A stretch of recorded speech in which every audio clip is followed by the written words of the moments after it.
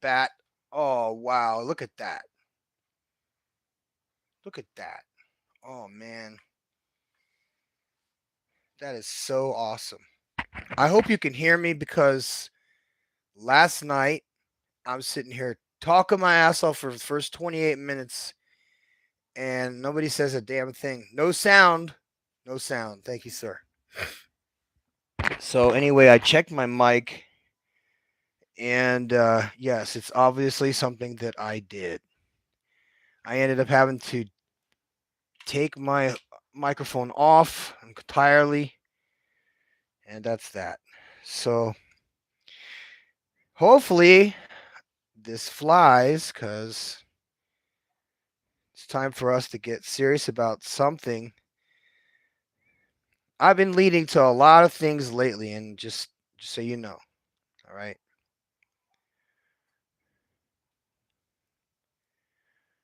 I'm definitely um,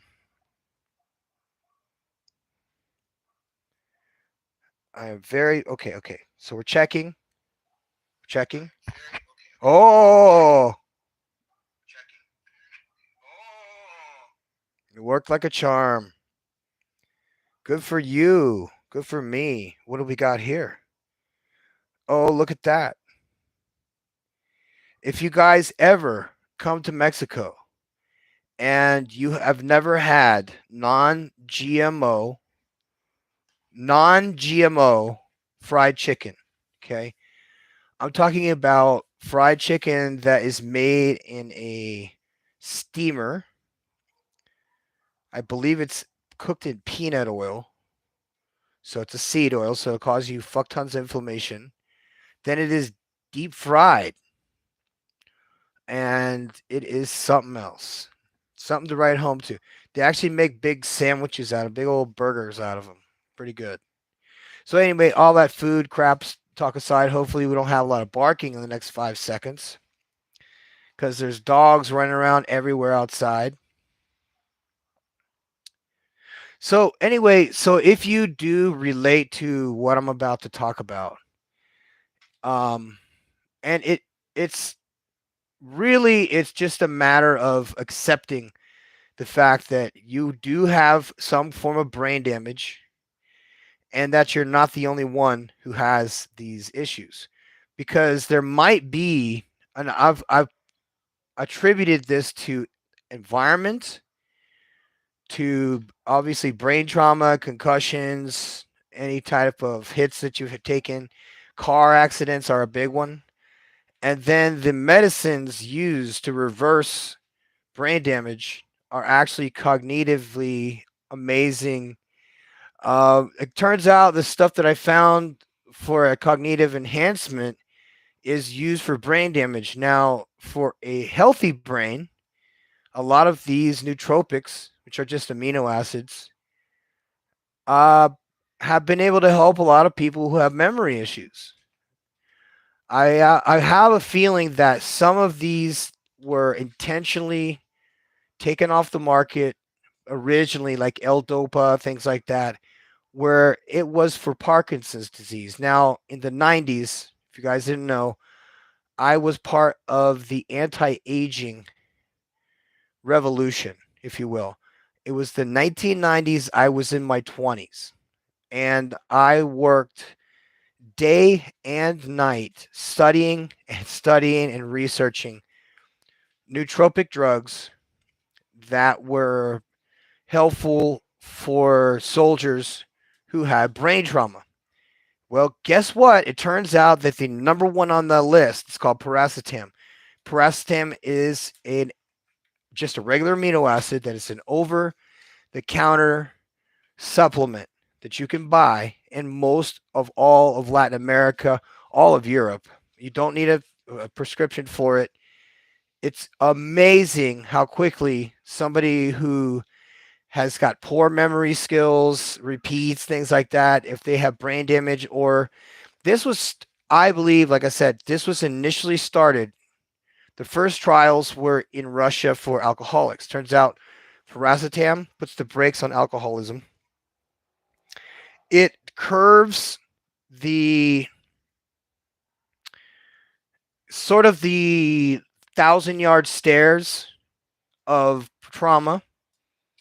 It kind of dulls you a little bit, almost like people who have like ADHD.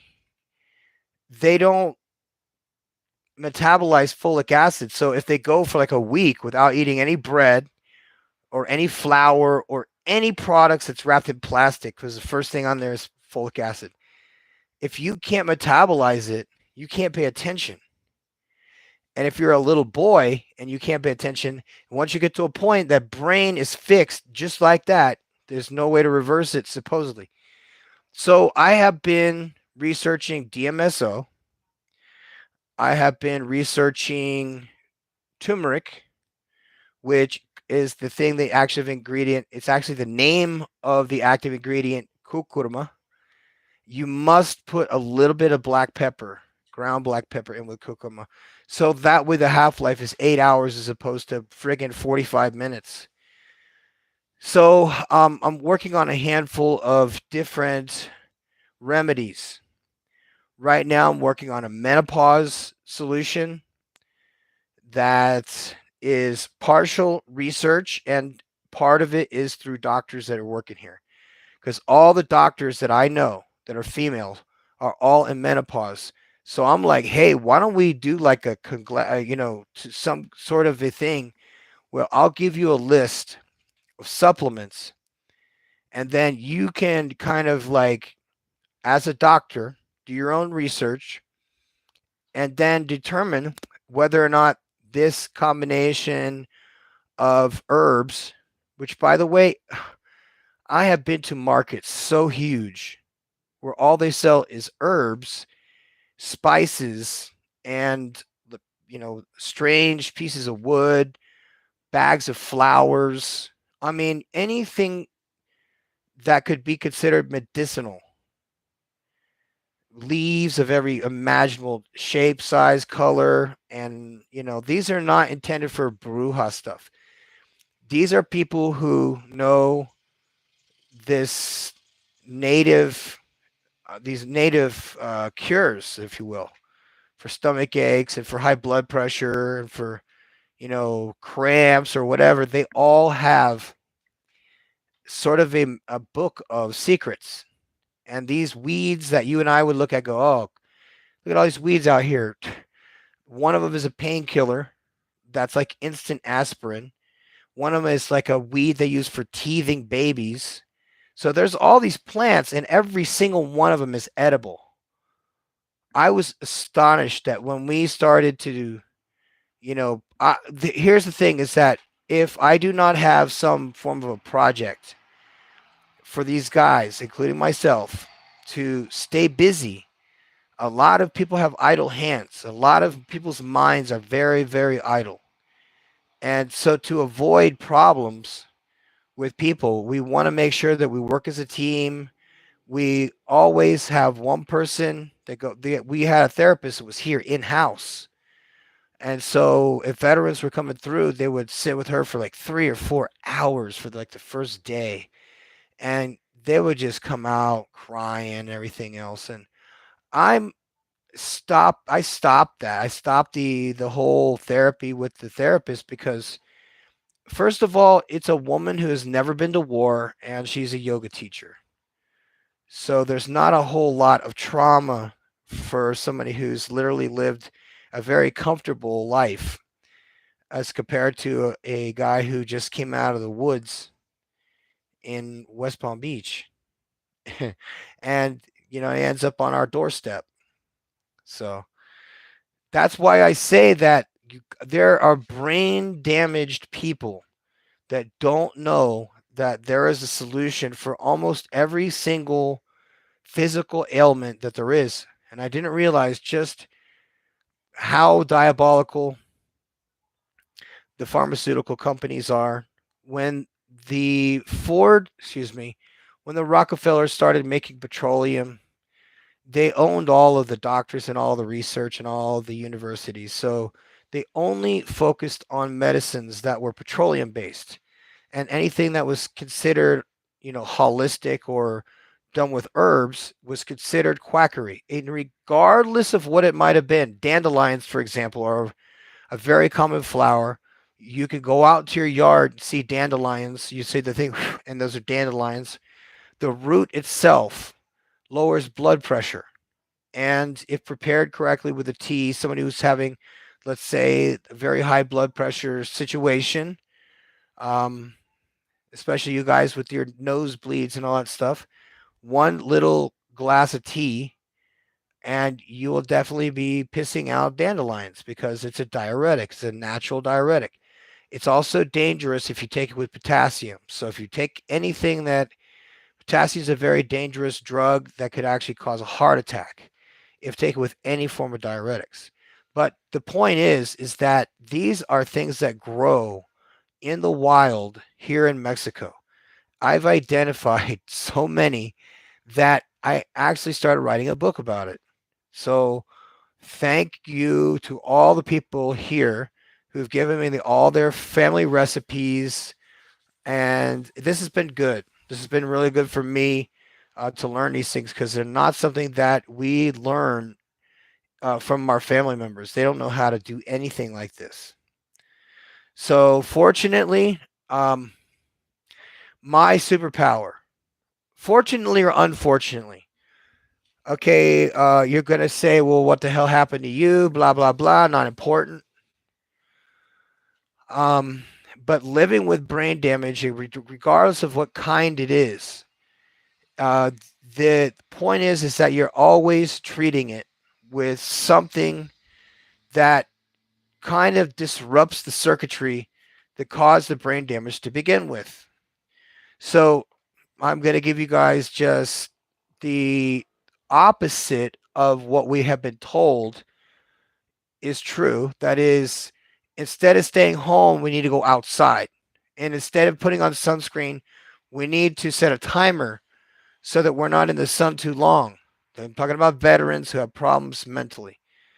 If you have some kind of something you're disconnected completely, you need to go to the nearest pharmacy where they sell over-the-counter solutions to those problems, and they don't cost but $3-4, opposed to $3-4,000 up in the States, and you need a doctor, and he'd have to stick his finger, you know what I mean, up the old fucking highway, and just to see somebody, it's going to cost you $300-400 when you could just go here.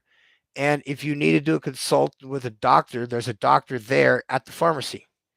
Because unlike states where their whole thing is to get a patient on the hook for therapy for years and years and years, then medicine is subsidized or whatever, and the insurance pays it. You pay none of that. You go to the pharmacy, you tell them what you want, you pay for it, $3-4, and then you go. That's it. So you can reset your brain. It's basically a master reset, if anything. But the cool thing is that you get to be like a child all over again without all the lies and all the bullshit. Because once you've had that section of your brain basically just just formatted, you no longer have the desire to drink. You don't think about drinking. It has a very aloof effect to it. Now, other people have had different experiences. Mine was memory because if you've had damage to your head in any way and you lost some of your memory, this medicine, this not medicine, this supplement, this amino acid supplement is called paracetam. It is a nootropic amino acid that affects the receptors of the brain, especially the areas that help with memory. It also really fucks with your speech pattern. It actually slows you down a little bit. So if you're a motor mouth like me and you tend to talk a wee bit too much because you're excited about the theory that you're working on, or you've got some experiment you're doing or some project, which I understand now as an adult that it's not really, a lot of autistic kids get excited and talk about stuff. And so a lot of adults that are on the spectrum tend to get really fired up about their projects because it seems to me like it's more fun to have a purpose in life and then reaping the rewards of the purpose in life as opposed to focusing on the rewards and what I got to get and what I need and I have to show off to other people to get the life that I think. So there's a profound difference between the two things, meaning that you either want to just be a character in somebody else's script, or do you want this whole thing to be about you? And I was like, damn, that is profound because the truth is what you are inside, the real you, not the pretending to be you. This meat sack that I'm in here right now had this same experience that I'm offering to you right now. And that is to reject Satan, period. To reject evil, to reject the devil in every possible way. Instead, I want you to be the rebel here and go with Christ, go with Jesus.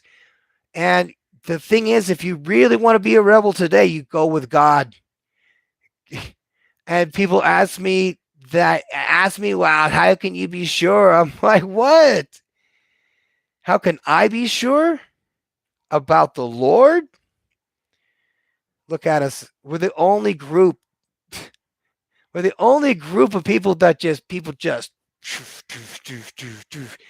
because the 90s churches, the what is it? The fast food Jesus churches of the 1990s, and that goes with the black gospel churches, the Church of God in Christ, have had their members replaced with actors.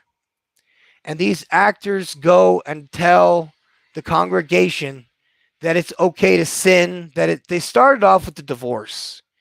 Then they led into like the body choices, and then they got into the slut shaming thing. And then, so it became a progressively worse scenario because what feminism has done essentially is that they have told women that they don't have any worth and that they don't have any worth in comparison to men and that men have very low opinions about them.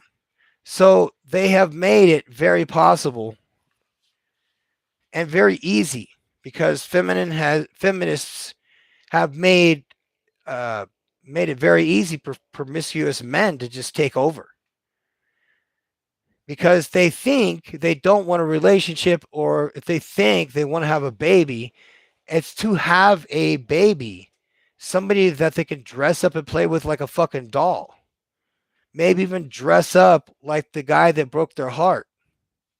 I've seen girls do that. I have a girl that did that with her kid. Yeah, that was weird. So your superpower could be anything. Now, some people who have lost their limbs now have like these super fucking jacked arms. Some of us have had, this one here, for example, this ear, okay, it's the ringing all the time, the 24 hours a day. It sounds like I have my head up next to an electrical transformer 24 hours a day. On occasion, it goes away, stops for a while, but for the most part, I have to wear headphones to even have normal conversations on the phone because I just can't hear out of this ear. Now, the other thing that has occurred too was that it also affected my non-shooting eye. Okay, so this is my shooting eye. Excuse me, affected my shooting eye, didn't affect my non-shooting eye. So now if I'm looking through a scope or just irons, it doesn't matter. I cannot see anything anymore. That's how messed up the vision is now. So if I have found a way to reprogram my ears to stop hearing that, so there's a number of things like I've discussed before. I do experiment with myself on these things because I want to fix my hearing. I want to fix my sight. I want to fix my hair. Like I said, I had my teeth knocked the fuck out, so I had to get my teeth fixed. And it's all a matter of question of logistics right now because we are now opening a new workshop. So we will have dormitories and we have a workshop downstairs. I'm going to put a pole in this place. So it's going to be awesome. It has a big barbecue space. I have space for my dogs everywhere. It's all open. Then the classrooms that are upstairs. And then we have this huge roof that I'm probably going to put a gazebo on or something like that. Something fun that people from a distance be like, whoa, what the hell is that? And they would know that um, this is a baller that lives here. He just happens to have a fire academy. But this baller here, I'm going to tell you guys something that it may it may shock some of you because you find the what I'm about to say valuable in your own eyes. And so, yes, by this point now forward, you know that we've all been set up and lied to, and that the value of money has been based off of several life insurance policies that started way, way back when. And somehow, some way, those people who were able to certify our birth certificates and death certificates, somehow, because of maritime law, according to Black's Law Dictionary, now have ownership of said whatever, and that we are not owned by our parents, but rather we are rented out to our parents. And so what I've discovered is that if you rounded the number of inhabitants in the United States, let's say the number of 330 million people, and you were to put a dollar sign on how much energy they could produce as people per day, and then bet on the fact that they're not going to live past 70 years old, but we're going to make them work until 65 years old in order to collect Social Security. So it forces them to stay in a job they hate for life. So I saw this. I'm like, this doesn't make any sense. Why doesn't everybody just go and run their own business? And that way, you don't have to have the government involved in any way. You're self supporting through your own contributions. So, all these things about involving the government for everything, permits, everything, I was like, wow, I'm so glad I don't live there and didn't. I moved out of there when I saw it from a distance. I believe it was 1993. I was working for a four-star general who was chairman of the Joint Chiefs of Staff. He had come to Kuwait, and I was his personal bullet stopper. So while we were there were tons and tons of people coming to see him and wanted to take pictures with him and all this shit. Well, he's from the old guard, as in political correctness had not corrupted the government or the military yet. So we were still in the 90s when, first of all, we're right in the middle of a fucking war. Second, these kids that are coming to see the general are ass kissers. They're all like the best of the best who won all the board awards and all this stuff. So those are your people that come to see the general. Now, I win by default. I don't compete against other military members because I'm not in the category as unless they were themselves inventors or people who came up with stuff that benefited the military, or if you invented some weapon or whatever. So you had this Form 1000. You guys can look that up.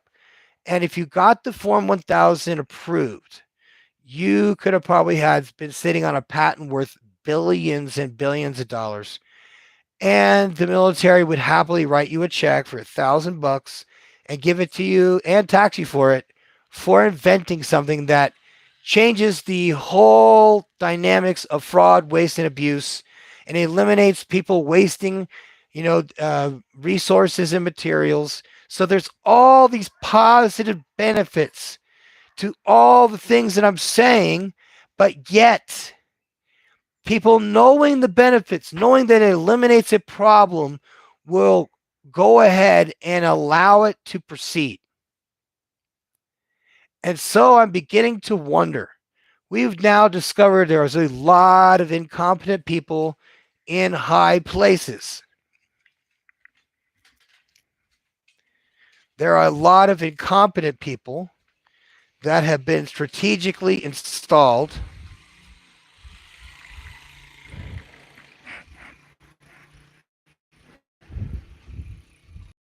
Haha. So they have been strategically installed to take up positions in any position in the government or in the military, and they come out of nowhere. And I will just say, as a person who is no longer in the military or affiliated with the military, I can tell you there are and have been a number of people that that come out of nowhere. They suddenly come in from another base somewhere, and they are in line with command and whatever. But they have to stay as sort of they kind of float along in their career. A lot of times they come in late, sometimes they're old. Like chaplains, for example, enlist. Actually, they come in an officers program and they're 50 years old. So, but they're chaplains, so it's a special duty. So they kind of just skip the line and automatically get rank, fitting of a chaplain and so on. And they start off young, and a lot of times they come in late, but they are qualified because their only job is to share the gospel, is to listen to somebody who's going through something. And I use them a lot going through stuff because it's anonymous. No one could bust your ass about shit you talked about. They're not going to run behind your back. It's way safer and cheaper than a lawyer, that's for sure. But chaplains were there for us when we came back from the war, and a lot of dudes, man, they lost their wives and girlfriends got pregnant from other guys and stuff. There are all these horror stories, and they're all true. Every single one of these horror stories you've heard about the chick that sent cookies to the dude's unit and made a huge box of cookies and then showed the video of her jerking some dude off into the batter for the cookies. She caught this guy fucking around on him while he's deployed. He turns around and finds out that she's been fucking around on him since he's deployed. So to make it fair, she does this to him. All the while, she has been doing this with another guy anyway. So she already lost respect for the guy. And so it's a disgusting story, but it's a true story. Now, who did it happen to? That is anybody's guess. It has been 20 something years now since that story went out. And that story has turned out to be true. So a lot of the stuff that, these wives' tales and so on, all have an origin. They all have an origin story. And a lot of times the rumors that you hear in the military are true. So if you heard about a general that invested into a certain paint company, and then when he retired, he suddenly got like a $bazillion contracts on every single military installation worldwide with one type of paint, his paint. So as you could see, I could see the walls of standards crumbling because I lived in a time when the military had very high standards, period. They did not accept anything substandard. You understand? I was stationed with the rock stars of the Gulf War. And I do not care whatever people want to, criticize us because we were military, regardless of what our government was doing. We got in line and we signed up and we went to fucking war. We trained to become soldiers or airmen or whatever, or Marines, and we did what we were sent out to do. Now, whether or not it was legal, whether or not it was ethical, war is sucks, period. There shouldn't be any more of it. I think we should be done with this. We need to stop, period. All wars. Military industrial complex, they got their job done for the past 44 years. And that's affected a lot of people's lives, just like the pharmaceutical companies have. So we traded all this good stuff for bad stuff, and everything so far has been a setup to kill us before we retire so they don't have to pay Social Security. Social Security is running out of money, so they're kind of like staging and planning short bursts of bullshit in order to get rid of people who are on Social Security, either hook or by crook. And it worked. They got rid of so many thousands of people, just tell them that there's a coronavirus. And then after the fact, giving them some venomous fucking shit. And then finishing the job by suddenly having cardio, whatever, problems. But then turned out there were kids and teenagers and athletes and, newscasters that all took the fucking shit, stood behind it, called us assholes for not taking it, called us conspiracy theorists, and blah, blah, blah, blah, blah. Well, were we wrong? Were we wrong for not taking it? Because, first of all, I'm not going to take orders from anybody. All right. I don't take orders from anybody. I do not take orders from anybody. Okay. I'm not under the control of anybody. So no one can tell me what to do. I do, however, live in such a way that people kind of do what they're supposed to do most of the time. But what's happened is that if people make an assumption about you, they might be a gossip and they may spread that gossip about you. Now, I can't think of anything specific because I do live in a way that no one can ever, ever, ever say some shit about me. Okay. I know what it's like to live good and I know what it's like to live bad. I prefer good because just like you probably idolized money and you idolized people who had money. And for the first time in my own life, when I didn't have my ATM card, I was stuck with my own thoughts. And oh man, just there were so many things that just kept me in that cabin in the woods for so long. And what it did was it kept me safe from myself. Because guys, it is very, very easy, very, very easy to get depressed when you don't realize that you don't have to ever, ever get depressed. And that being depressed is really literally weakness coming out of you, gushing out of you. That anxiety that you feel in your stomach can be fixed with yoga, can be fixed with meditation. But you definitely are not in the condition that you think you are. Go ahead and try rolling jiu-jitsu with any jiu-jitsu practitioner on any level. I've been a white belt with 2 weeks behind his belt.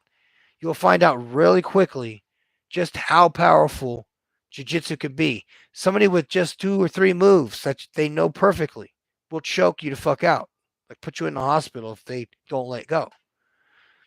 And so we are also ones that need to do other things, like sometimes patients, ambulance, drunks, alcoholics, and crazy drug addicts, sometimes you got to box them. Sometimes you got to box them. Right now, we ain't boxing shit or anybody. And that's another fucking story, totally altogether. So my superpower has very, very interesting qualities because never in my entire life would I have ever been able to say that, yes, I thought of this and I built it. I thought of some plans in my mind and I built this thing. I had no plans, period. All I did was just use my mind, see a problem, and fill the need. And there it was. So I hope you got a little bit out of this, guys. As you can see, I'm putting on weight. You can hear it in my voice. My vocal cords are thickening. And you can see that this scruffy ass beard, this is 7 days since I had my beard cut down. So, and I do not paint my beard. I refuse to paint my beard because it's another lie, just like makeup. Besides that, it's poisonous. So if you got a lot out of this, do me a favor, hit that like button. And if you haven't subscribed to my YouTube channel, please do me a favor and hit that subscribe button and that bell icon. So anytime I come on the air, you'll see me on live. You'll see me doing videos. You'll see me doing interviews. You'll see me doing podcasts, all in the name of father's rights, new construction, antique trucks, being 50 moves ahead, being in fashion, being in shape. Those are all good things, and a lot of people do not like masculine men, so I'm doing the exact opposite of what they fucking like, and I'm going to build us some masculine, superhuman firefighters to always go put out the fires and rescue the good people. I'm the professor, and I'm out. Love you too.